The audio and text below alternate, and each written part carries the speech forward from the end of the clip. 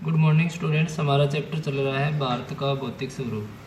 इसमें हमारी चर्चा चल रही थी, पिछले पार्ट में हमने किया था हिमालय के बारे में। तो हिमालय पर ही आज हमारा जो टॉपिक रहेगा हिमालय पर्वत का भौगोलिक स्वरूप, यानी हिमालय को हम कितने भागों में वर्गीकृत करके इसका अध्ययन कर सकते हैं। तो हिमालय को हम 3 पार्टों में वर्गीकरण करेंगे। पहले जो हमारा आएगा उत्तरी पर्वत श्रेणी, मध्य हिमालय, या इसके बाद में आएगा बाहरी हिमालय। तो इसको हम 3 भागों में बांटकर इसका अध्ययन करेंगे। उत्तरी पर्वत श्रेणी में आएगा, उत्तरी पर्वत श्रेणी सब श्रेणियों में ऊंची है, यानी जितनी भी ऊंची चोटियाँ हैं वो उत्तरी पर्वत श्रेणी में ही पाई जाती है। इसमें बात करें माउंट एवरेस्ट शिखर आपका और सागरमाथा, ठीक है, यानी ये संसार के सर्वोच्च शिखर में से सर्वोच्च शिखर है, ठीक है। इसके बाद में अगर बात करें तो आपका कंचनजंगा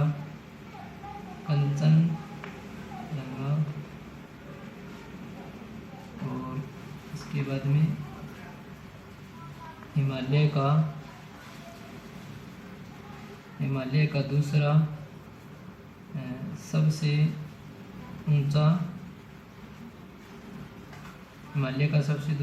पर्वत शिखर है, यानी जितने भी ऊंची चोटियाँ हैं वो हिमालय पर्वत उत्तरी पर्वत श्रेणी में रखी गई है।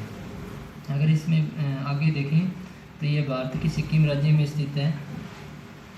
जो कंचनजंगा है यह भारत के सिक्किम राज्य में स्थित है।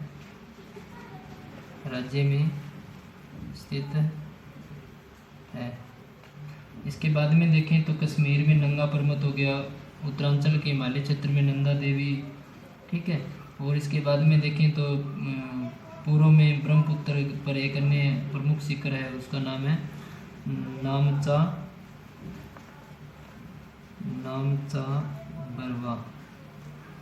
बरवा हो गया, ठीक है। इसके बाद में अगर देखा जाए तो नंगा पर्वत हो गया, ठीक है। अगर देखा जाए तो हमारा उत्तरांचल आदि जो पर्वत श्रृंखलाएँ हैं वो इसी श्रेणी में आती है, ठीक है। इसके बाद में हमारा आता है नंबर 2 मध्य हिमालय। अब मध्य हिमालय में कौन कौन से पर्वत शिखर आते हैं या इसकी क्या क्या विशेषताएं हैं। तो मध्य हिमालय की बात करें तो इसे लघु हिमालय या लघु हिमालय भी कहा जाता है। तो यह हिमालय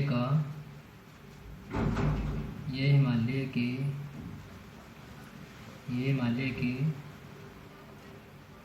दक्षिण में या लघु हिमालय है, यानी ये हिमालय के दक्षिण में है और इसे लघु हिमालय कहते हैं। इसे हिमालय श्रेणी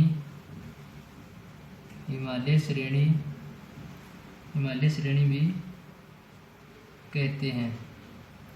अब इसका जो दूसरा नाम है वो हिमालय श्रेणी भी कहते हैं। इसमें अब देखते हैं कौन कौन से हमारे डलहौजी, धर्मशाला, आपने नाम सुना होगा, पर्यटक स्थल धर्मशाला, शिमला भी आपने सुना होगा, मसूरी का नाम सुना होगा, ठीक है। ये सारे जितने भी पर्यटक स्थल है आपके मध्य हिमालय के अंतर्गत आते हैं। नैनीताल, ठीक है। इसके बाद में अगर आगे देखा जाए तो कश्मीर की पीर पंजाल का नाम सुना होगा आपने, पीर पंजाल, ये भी इसी मध्य हिमालय में रखी गई है, पीर पंजाल श्रेणी। इसके बाद में अगर देखा जाए तो धौलाधार श्रेणी, वो भी आपके मध्य हिमालय के अंतर्गत आती है, ठीक है। इसके बाद में हिमाचल के 2 भाग हैं, उसमें ये दोनों आपके मध्य हिमालय के अंतर्गत आते हैं। इससे आगे देखा जाए बाहरी हिमालय, यह हिमालय की दक्षिणतम श्रेणी है, शिवालिक श्रेणी भी इसे कहा जाता है। हिमालय के पश्चिम अधर भाग में यह श्रेणी बहुत अधिक ऊंची है। अगर देखा जाए आगे तो इस भाग में जो इसकी विशेषता है वो है, इस भाग में प्राय भूकंप आते रहते हैं, भूकंप आते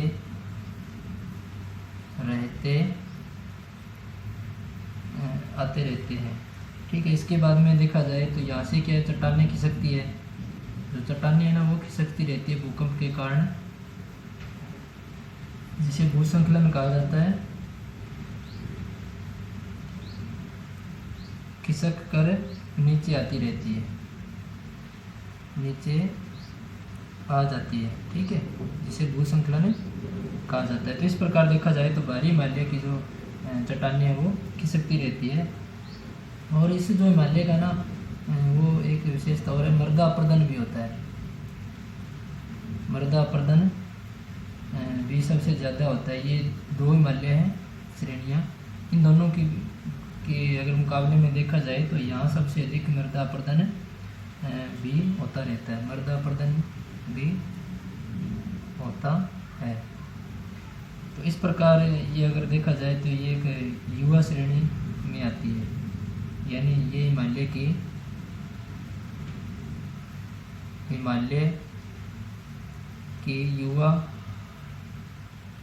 युवा पर्वत श्रृंखला में आती है, पर्वत श्रेणी कहा जाता है। तो ये हमारे 3 हिमालय के वर्गीकरण हैं। अब एक डायग्राम मैप में हम देखते हैं, ये हमारा भारत है। भारत में हिमालय इस प्रकार से फैला हुआ है। अगर देखा जाए तो हिमालय का जो ये पार्ट है ऊपर वाला, उत्तरी पार्ट है, इसे क्या कहते हैं, उत्तरी हिमालय। इसके बाद में जो आता है वो मध्य हिमालय। मध्य हिमालय का जो दूसरा नाम है उसे कहते हैं लघु हिमालय। ठीक है, और जो दक्षिणतम भाग है इसे कहेंगे शिवालिक श्रेणी। तो इस प्रकार ये हिमालय का वर्गीकरण किया गया है, या बाहरी हिमालय या शिवालिक श्रेणी। तो ये इस प्रकार हमारा हिमालय है। हिमालय को हमने 3 पार्टों में विभाजित किया है या वर्गीकरण किया है।